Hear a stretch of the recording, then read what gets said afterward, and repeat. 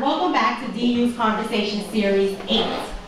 I'm very excited about this game. Tonight we're going to be discussing our topic. Our topic is Pieces of Me, Diaries of Men and Women. We're going to be dissecting the stigmas that are placed upon men and women as individuals. We're going to be discussing some universal topics. We're going to be getting feedback from some of our men in the audience and our women. We're going to be speaking to one another, communicating, and hopefully working together towards a unification that we can all agree upon leaving. So, the rules for the discussion are simple. Listen, respond, unite. Listen, respond, unite. We don't all have to agree with one another. If we did, it would be a very, very cruel place to live in. I wouldn't want to live anywhere with somebody just like me, because I'm not easy to live with myself. So, I say that to say, we all have to respect one another's opinion, but at the end of the day, it's working towards the betterment of yourself as an individual to go back if you choose to date, if you choose to remain single, or if you're married. The theme for the evening, Pieces of Me, Diaries of Men and Women. I actually heard this song around 3 months ago, Pieces of Me. And the artist was just describing the many attributes to being a woman and what that meant to her. In addition, she spoke about she's a worker, she's a mom, she's a lover, you know, she can cry, be soft, and be aggressive when need be. And I started thinking, wow, do men go through the same things that we as women go through? Because I go through those same emotions. Sometimes I want to cry. Sometimes I feel like a lion where I just want to be like, raw! Sometimes I don't want to be bothered with anyone. I can be in a room and it can be 500 people, and I will feel so small and alone. Then I can come back in that same room on any given day and feel like I can just conquer it. And everyone sees me, no matter who's in that room, I'm shining. So I wondered again, do men feel the same way? Do they deal with the emotions of being men in today's society as we as women do? So I want to pose these questions to the panel. Pieces of me, in your own internal diaries, in the deep, deep down pits of your soul, describe some of the things that you go through as men and women. So we're back, DU's Conversation Series 8, and this is when the fun really gets started. Bill, I see you came ready to box. You came ready to box, right? You ready? You like, just ask me a question. All right. So we're actually going to start, in this segment, I want the men to ask women questions and demand an honest answer. So it gets real serious. So I want you to look a sister in the eye to the right or the left, and I want you to ask her the question that makes you sit at home and go, damn, she get on my nerves, but I can't live without her. All right.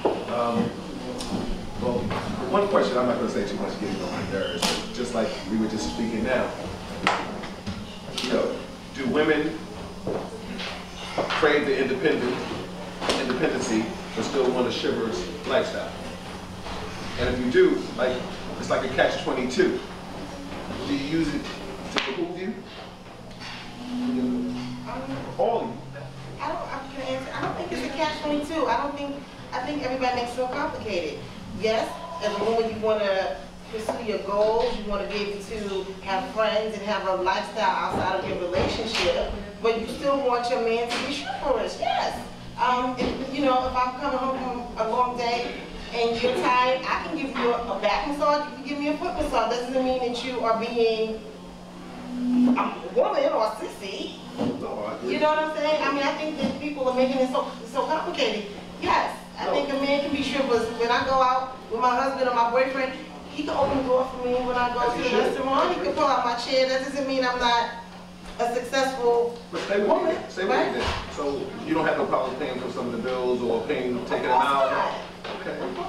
And sometimes when it's fun, it's like, I want to treat you to this. I want to go see this play, and you really want to go see this play. You know, I'll pay for this play because it's a good play.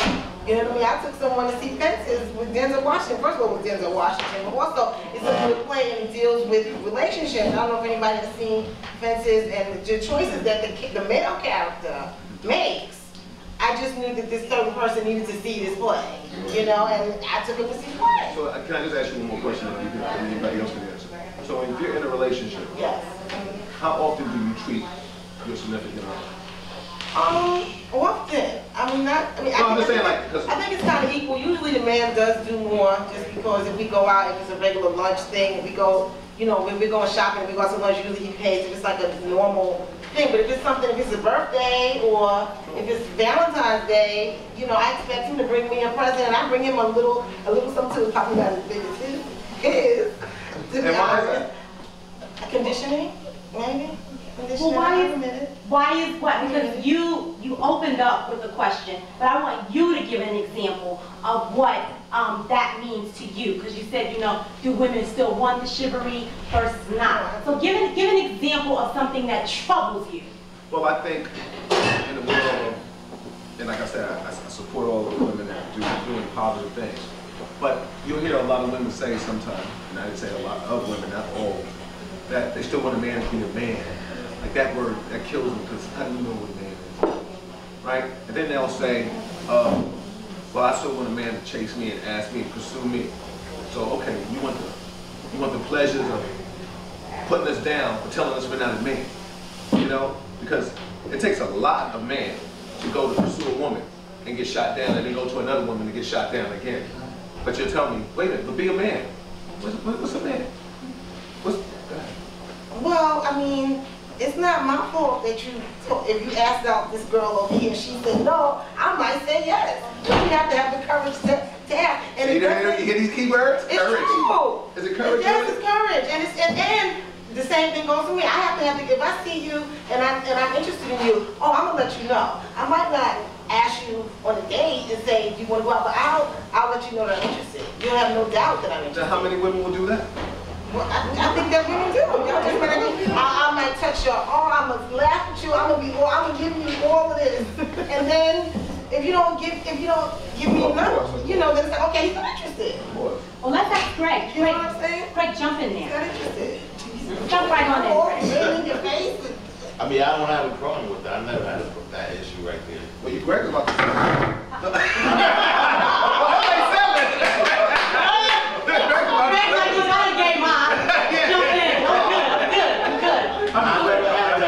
The issue Bill talking about, I never had that issue as far as who pays for what. Because a lot of times I dealt with women that always made more money than me. And the more the merrier. Hey, make more money, I don't care. I mean, I don't have that issue. Like who pays, if she pay, I pay. I don't have that issue. Okay, all right. So, should chivalry be amongst both sexes? You're gonna touch on that. See, I'm right here with you. I'm right here with her. Shawnee, you go ahead. The reciprocity. Exactly. And chivalry shows up in various ways. I can be chivalrous with my mate and support him in a business endeavor. I can be chivalrous and go with him somewhere and support him in sealing a deal, so to speak. There's lots of ways to demonstrate chivalry.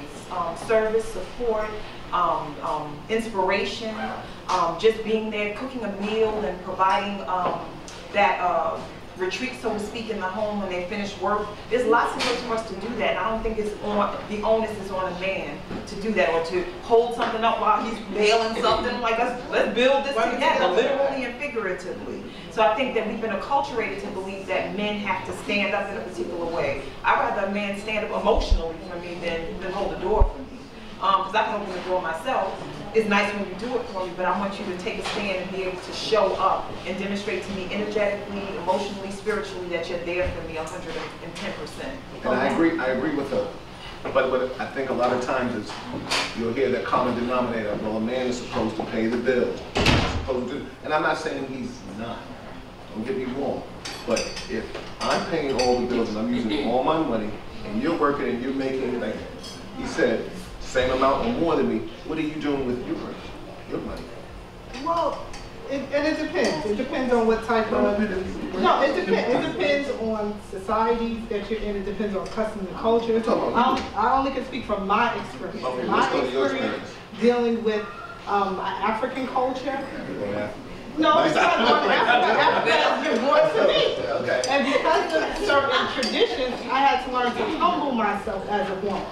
You know, you want a man to, besides open the door, to take the car to get fixed, to make sure that certain necessities are taken care of in a home. In the same token, as a woman, when you put in a society that women have been put in a position to be the man, you sometimes push men back.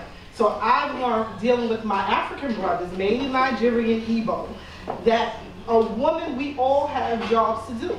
And as a woman, my job is bearing children, I can't be up in front fixing a car. Okay. I have to learn to step back and allow my mate or my, to do that. So Thank you.